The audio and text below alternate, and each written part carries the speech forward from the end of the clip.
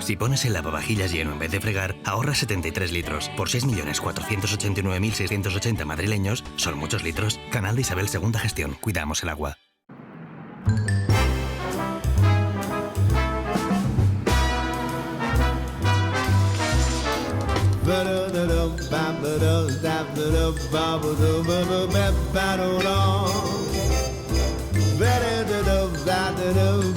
Si quieres disfrutar, aprovechar y vivir todo lo que te da Madrid, empieza por el viaje. Empieza por Metro.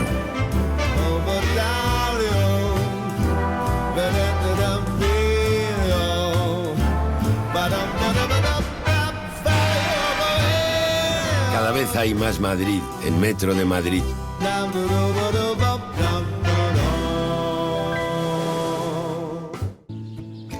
Un compañero me dijo que en el centro sanitario de este barrio hay un traumatólogo buenísimo. Como ahora puedo elegir médico, enfermero y hospital, me cambié. Estoy mucho mejor. Tenemos el centro de salud a un paso de casa. Y el transporte público nos deja en la puerta del hospital y del colegio de los nietos.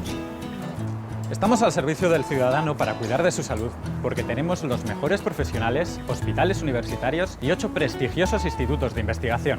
La mejor sanidad y los mejores servicios. Comunidad de Madrid, la suma de todos.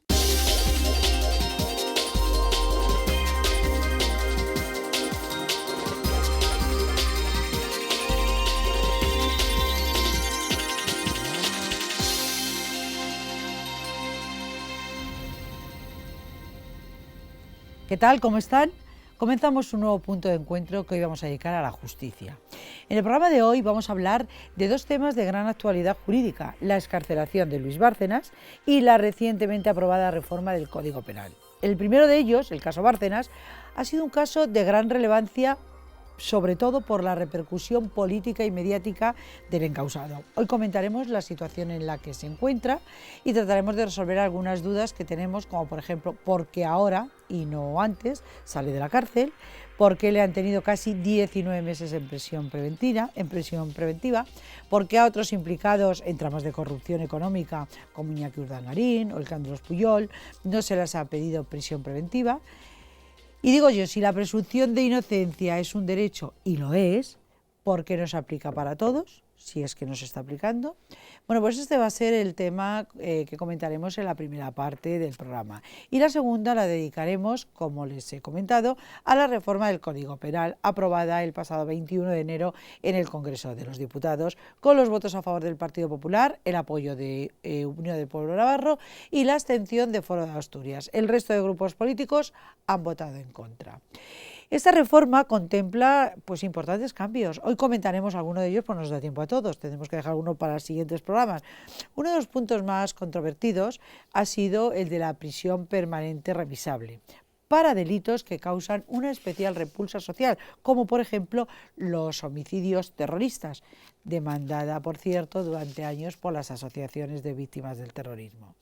También los homicidios con agresión sexual o los casos de genocidio y crímenes de lesa humanidad en los que se produzca homicidio.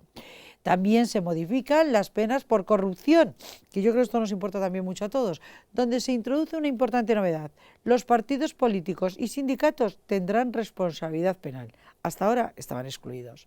Además, los corruptos no podrán acogerse a la libertad condicional mientras no devuelvan el dinero sustraído. Yo en esto, vamos, al 100% lo suscribo.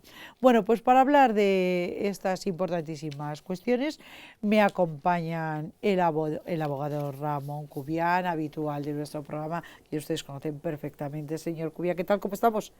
Muy bien, fenomenal. Con vosotros siempre bien. Siempre bien, aquí siempre bien, claro que sí. Voy a saludar a mi compañero y su director de este programa, Asier Rivera. Asier, ¿qué tal? ¿Cómo estás? Muy buenas, Mabel. Pues, un tema muy importante el que tenemos hoy. Sin duda, hay cambios sustanciales y vamos a dar buena cuenta de ellos. Hoy vamos a invertir el tiempo, vamos a dedicar los 10 primeros minutos, en vez de los 15, a hablar del tema Bárcenas, que yo creo que no va a dar mucho más de sí, y la segunda parte del programa le vamos a dedicar el mayor tiempo posible al tema de la reforma del Código Penal. Señor Cubián, el tema de Bárcenas, pues claro, un tema muy mediático y que a todos nos suena y todos decimos, pues este tío, si tenía que estar en la cárcel, ¿por qué no ha habido ya un juicio y que esté en la cárcel? Y si no tiene que estar porque no ha habido un juicio, ¿Por qué le tienen tanto tiempo en prisión preventiva? Ya sé que la ley lo permite. Ya sé que lo permite, pero hombre, no parece muy lógico, ¿no? Que Urdangarín, es que ni medidas cautelares, o los Puyol... Sí, ¿no? es que las comparaciones son difíciles. Sí, son odiosas, ya sabemos. Iba a decir solo difíciles, y a veces son heterogéneas. Entonces, además, hay una circunstancia que es la base legal, es decir, ¿cuándo se puede acordar la prisión provisional? En la introducción decías hace un momento, la presunción de inocencia es la misma, es que es la misma. La presunción de inocencia que tiene el señor Bárcenas es la misma que tiene el señor Urdangarín, la misma. En la fase de instrucción, la presunción de inocencia, estamos hablando en términos legales, es absolutamente la misma. Es cierto que se toman distintas medidas en distintos asuntos y que además el criterio puede ser de uno u otro juez. Pero la prisión provisional es que está establecida en la Ley de Enjuiciamiento Criminal. ¿Cuándo? Para prevenir riesgo de fuga, para prevenir reiteración delictiva y para prevenir la destrucción u ocultación de pruebas. El juez indudablemente tiene un margen amplio de consideración, porque los jueces tienen un margen amplio de consideración si consideran que es suficiente. Y además, el juez no la puede acordar motu propio, tiene que ser pedida. Es decir, los jueces no pueden acordar la prisión si el fiscal o la acusación particular o popular no han pedido la prisión. Por tanto, en el caso del señor Bárcenas, pues a buen seguro, yo no soy conocedor, no formo parte de estos autos, ¿no? Yo no conozco la instrucción en concreto, pero en términos generales, pues el juez ha considerado que había estos supuestos. ¿Y por qué en un momento determinado se modifica la situación y se permite la libertad? No voy a decir que sea el caso del señor Bárcenas, digo en términos generales, pues porque el riesgo de reiteración delictiva puede ser menor cuando ya están controladas todas las circunstancias en las que se movía el presunto delincuente, porque la destrucción de pruebas puede ser menor cuando la policía ya ha hecho una investigación y esta se completa o está próxima a completarse, y el riesgo de fuga es menor también cuanto más tiempo se lleva ya en prisión provisional, porque indudablemente la prisión provisional computa a cuenta de la pena que se le pudiera imponer en el futuro. Entonces, las tres circunstancias que motivan o que se deben valorar para acordar una prisión provisional pueden asimismo sufrir condicionantes que con el paso del tiempo varíen su estimación o no y permitir una libertad. ¿Y si al final resulta que es inocente, que no ha cometido ningún delito estos 19 meses? Pues sí, también diré que además la jurisprudencia es clara, tanto del Tribunal Supremo como del Tribunal Constitucional. Es algo que a veces en la opinión pública tiende a no entenderse, y es normal. Es que no entendemos, claro. Pero ¿por qué está en libertad si es malísimo? Porque es un presunto inocente y no ha sido condenado. La prisión provisional, dice la jurisprudencia, dice el Tribunal Constitucional, debe ser entendida como medida excepcional, porque es meter en prisión a alguien que no ha sido juzgado. Claro. ¿Qué pasa si después resulta inocente? Existe la posibilidad de que aquel que ha sufrido tiempos de prisión indebidos solicite y en su caso obtenga una indemnización por los tiempos de prisión indebidos. Ahora, hay algo que ni la prisión ni la simple imputación sin prisión corrige ninguna indemnización, que es esa llamada, también en términos coloquiales, pena de banquillo. La pena de banquillo, aquel que está sujeto a dirimir una presunta responsabilidad penal y después resulta inocente y que a lo mejor ha tenido que dimitir o ha sido cesado en su cargo, en su puesto, ya sea en administraciones o en empresas privadas, pues sufre una pena de banquillo de casi imposible reparación. Eso es cierto. Y el que ha pasado por la cárcel está además estigmatizado en ese sentido. Por supuesto. Así, una pregunta muy breve porque tenemos que irnos a policía. Brevemente, yo creo que en el caso de Bárcenas está bien recalcar eso, que todavía no ha sido juzgado, no hay una sentencia al respecto, que su prisión ha sido preventiva para que la investigación se lleve con todas las garantías. ¿Por qué esa diferencia de criterio se puede intuir con Puyol, por ejemplo, o con Urdangarín? Porque es muy similar los casos que se están tratando de asuntos financieros. Pues, sí, porque el fiscal no lo ha pedido. Me atrevo a decir por intuición también, pero con independencia de no entrar yo a valorar la concreta justificación o valoración de las circunstancias de cada juez o de cada fiscal. A buen seguro, el riesgo de reiteración delictiva en el caso del señor Bárcenas pudiera ser mayor, o por lo menos el de ocultación de pruebas pudiera ser mayor. ¿Que de los Pujol? Sí, seguramente sí. Seguramente sí. Las actividades de investigación están mucho más delimitadas a priori porque son cantidades fabulosas, llama más la atención la cantidad, pero la cuantía no es un criterio para permanecer en prisión. Sí puede ser un criterio mayor o menor para establecer las fianzas para garantizar la libertad, pero no para mantener en prisión. Pues bien, si son cantidades que están localizadas, que saben lo que son, que saben dónde están, no hay riesgo de reiteración con ellas, están controladas, muchas veces están incluso ya bloqueadas. Como en el caso del señor Bárcenas. Claro, dicen, he oído en algún comentario, he leído en alguna ocasión en prensa también, le ponen una fianza de 200.000 euros cuando aquí las responsabilidades hablan de 40 y tantos millones de euros. Es que los 40 y tantos millones de euros están bloqueados. Claro. Están bloqueados, están localizados y bloqueados. Y esta fianza no responde del daño económico, responde de su presencia a juicio. Ya. En fin, está complicado. No se cree usted que yo estoy muy de acuerdo con todo esto, porque sin duda es cierto, me parece bien, le han bloqueado las cuentas. Los Pujol lo tienen paraísos fiscales, lo tienen por ahí y no se ha bloqueado las cuentas. El fiscal no ha pedido medidas cautelares, con Urdangarín incluso quieren, claro, por el tema de la infanta, que sea absuelto. Entonces, yo me parece que no se está tratando de la misma manera, no se está siendo justo. Bueno, pues yo voy a decir, y sin ser yo quien vaya a defender ni mucho menos al señor Pujol, y si se me pide mi opinión personal, no, vamos a decir, no profesional, no jurídica, pues yo tengo la sensación de que son estos presuntos delincuentes, son verdaderos chorizos. Esa es la sensación. Pero y tengo la sensación que estar en la cárcel. De que deberían ser condenados. Es la sensación, no la certeza, la sensación. Pero insisto, la prisión provisional, y esto a veces es que no es lo mismo la sensación de impunidad que se tiene en el lenguaje coloquial, porque el lenguaje coloquial, la calle, tiene ya condenado al que entiende que es un delincuente. Y esa es la diferencia. La justicia no lo tiene condenado hasta que no está condenado. De hecho, hablamos de 3 supuestos y solo uno de ellos padece prisión provisional. Debe ser, y a veces es, incluso en nuestro sistema, a veces es no tan excepcional como preconiza nuestra jurisprudencia constitucional. Bueno, en el caso Púnica también se recurrió a este tipo de medida. Claro. No tenemos, o sea, este primer bloque hemos consumido el tiempo, incluso nos hemos excedido, pero a mí me da igual si queréis que sigamos hablando de este tema y dejamos para otro tema el día de la reforma. Lo que pasa es que la reforma me parece muy importante. Como si fueras la directora del programa. Mismamente, lo que pasa es que sí que es verdad que esto mucho más no podemos aportar. No, yo creo que ha quedado perfectamente claro. Sí. Realmente la única alternativa que habría, y yo no seré favorable porque es un sistema también garantista para los... es que ser imputado es relativamente fácil, desde una denuncia a alguien enseguida es imputado, es un sistema garantista, pero ojo, no es tanto culpa ni de los fiscales ni de los jueces en su interpretación como el propio establecimiento del sistema.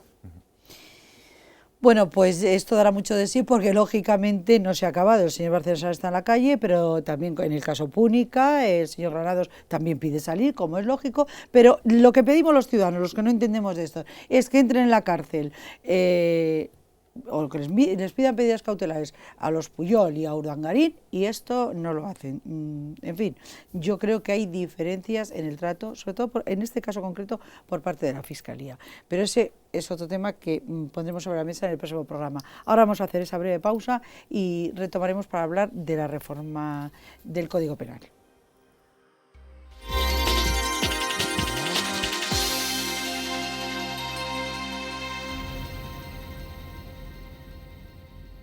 Cada vez que pones el lavavajillas lleno en lugar de fregar, ahorras 73 litros de agua. Por 6.489.680 madrileños, son muchos litros.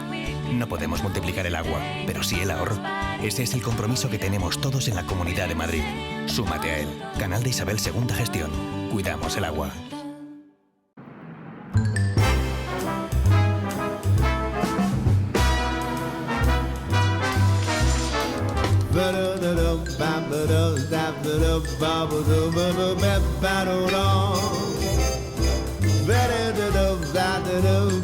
Si quieres disfrutar, aprovechar y vivir todo lo que te da Madrid, empieza por el viaje. empieza por Metro.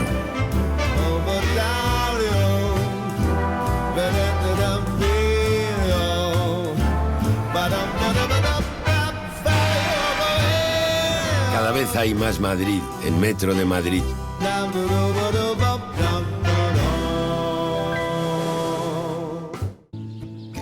Un compañero me dijo que en el centro sanitario de este barrio hay un traumatólogo buenísimo. Como ahora puedo elegir médico, enfermero y hospital, me cambié. Estoy mucho mejor. Tenemos el centro de salud a un paso de casa. Y el transporte público nos deja en la puerta del hospital y del colegio de los nietos. Estamos al servicio del ciudadano para cuidar de su salud, porque tenemos los mejores profesionales, hospitales universitarios y 8 prestigiosos institutos de investigación. La mejor sanidad y los mejores servicios. Comunidad de Madrid, la suma de todos.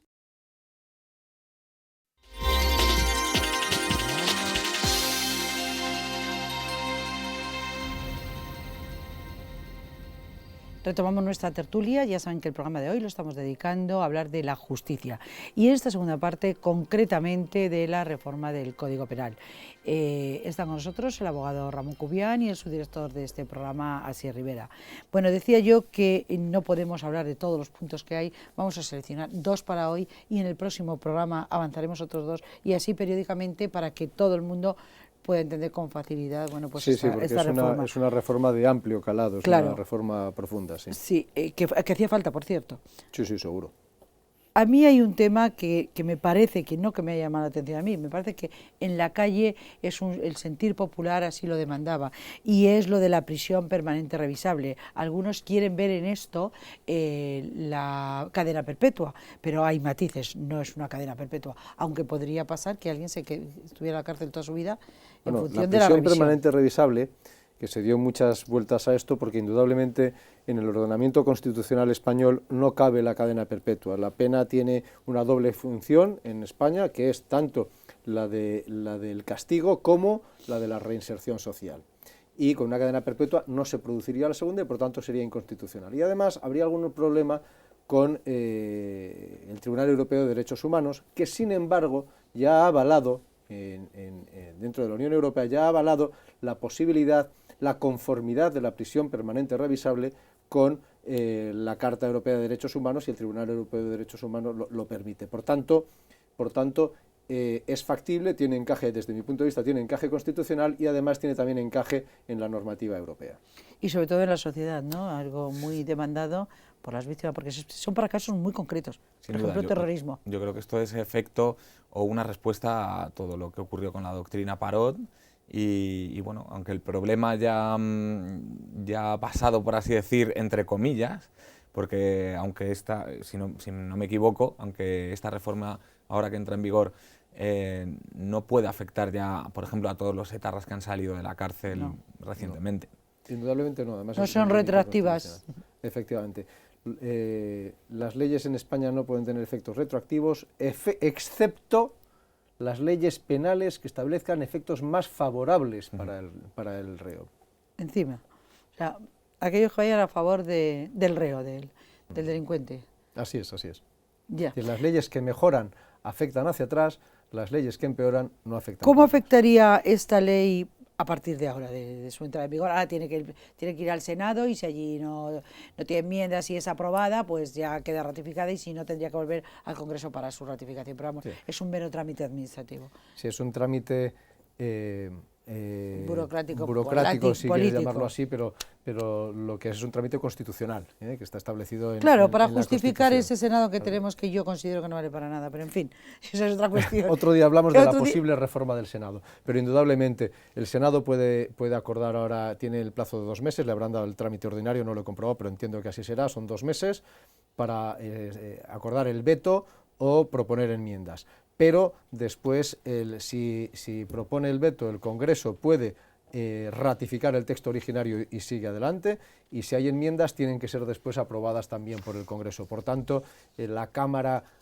decisoria en última instancia es el Congreso de los Diputados. El texto aprobado por el Congreso pues tiene visos de poca o nula modificación en su trámite por el Senado, efectivamente.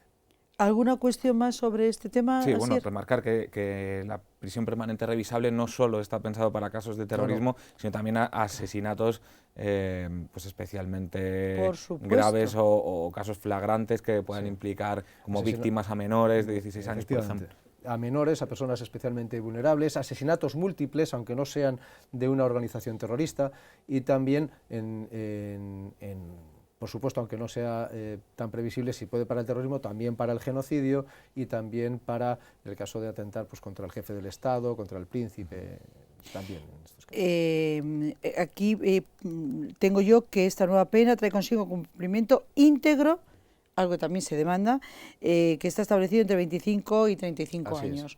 Así es. Es decir, es revisable a partir del cumplimiento íntegro previo de 25 hasta 35 años que se imponga en la propia condena. Y a partir de ahí, las revisiones se tendrán que valorar con carácter anual, que podrán ser a petición del propio condenado o incluso de oficio, pero se tienen que revisar con carácter anual. Y esto enlaza también con la gestión ahora de la libertad condicional, que se entiende a partir de esta reforma más como una suspensión de la condena, más que como un trato pues más ligero, ¿no? de asumir esa condena, en la que sigue contando el tiempo en que se disfruta de esa libertad condicional como tiempo de condena. No es que sea pero más aquí no habría libertad condicional. No, aquí es revisable y en el momento que se revisa pero una vez, la como pena. Ha dicho el abogado, como ha dicho el señor Cubián, una vez que han cumplido la condena, sea de 25 o 35 años. De 25 a 35. De 25 a 35 años. O sea, pero es interesante también lo que ha dicho Asier, porque efectivamente la libertad condicional como tal no es que sea más parecido a la suspensión, no, es que se equipara, es que pasa a ser exactamente lo mismo. Y no es baladí, esa diferencia es importante. Cuando una persona estaba en libertad condicional, estaba transcurriendo, mientras estaba en libertad condicional, estaba cumpliendo pena. Una persona que está en suspensión de ejecución, no transcurre la pena, le dan un lapso de tiempo, entre 2 y 5 años, para no delinquir, y si delinquiese, continúa el cumplimiento de la pena anterior en el mismo punto y momento en el que salió en libertad.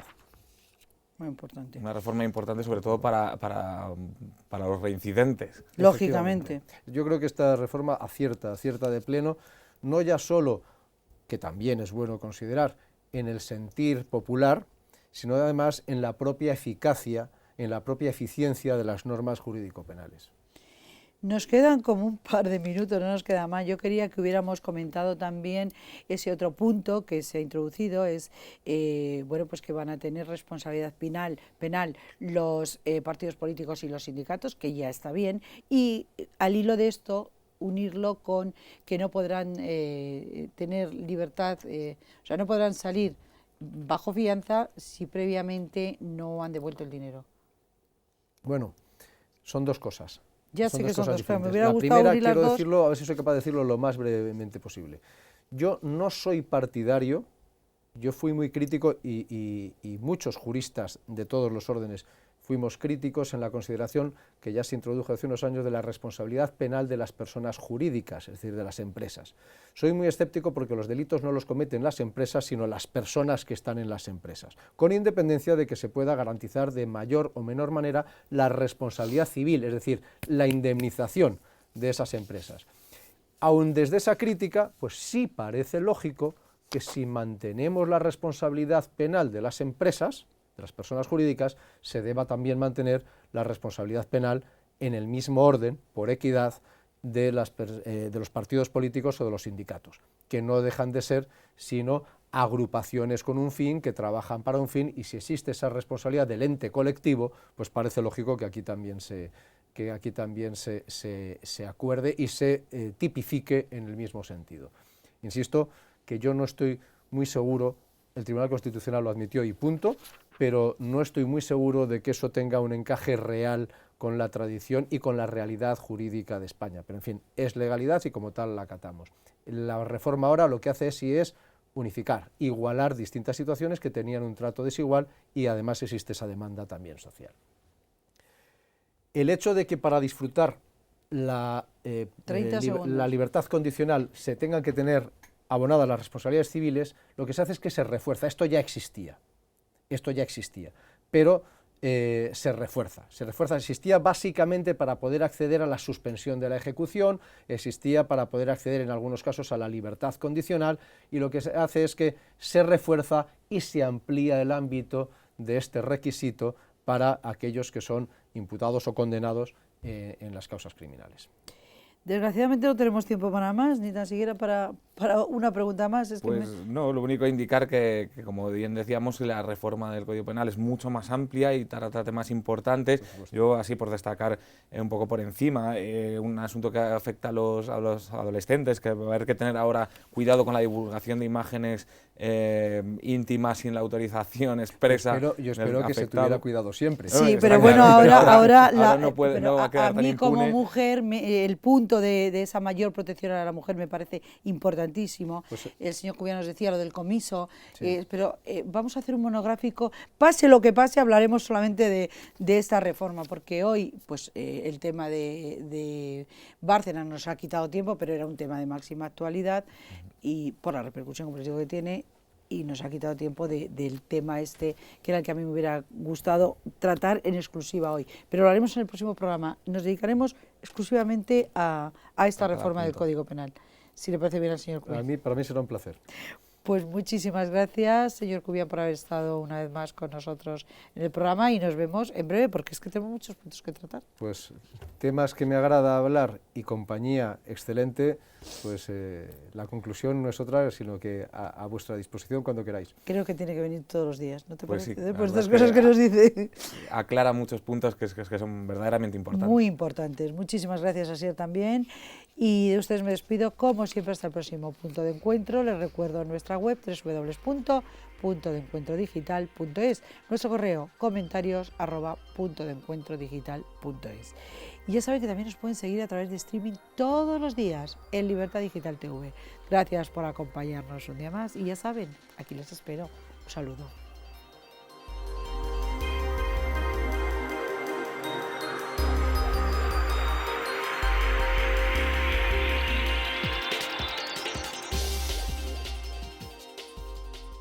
Cada vez que pones el lavavajillas lleno en lugar de fregar, ahorras 73 litros de agua. Por 6.489.680 madrileños, son muchos litros. No podemos multiplicar el agua, pero sí el ahorro. Ese es el compromiso que tenemos todos en la Comunidad de Madrid. Súmate a él. Canal de Isabel II Gestión. Cuidamos el agua.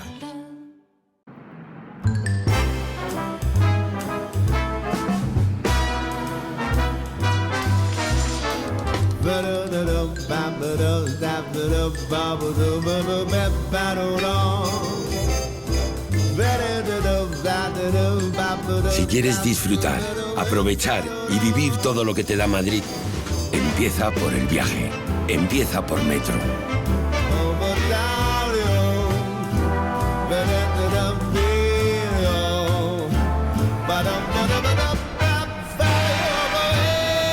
Cada vez hay más Madrid en Metro de Madrid.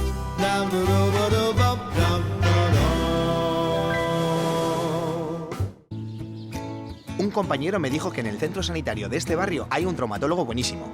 Como ahora puedo elegir médico, enfermero y hospital, me cambié. Estoy mucho mejor. Tenemos el centro de salud a un paso de casa. Y el transporte público nos deja en la puerta del hospital y del colegio de los nietos. Estamos al servicio del ciudadano para cuidar de su salud, porque tenemos los mejores profesionales, hospitales universitarios y 8 prestigiosos institutos de investigación.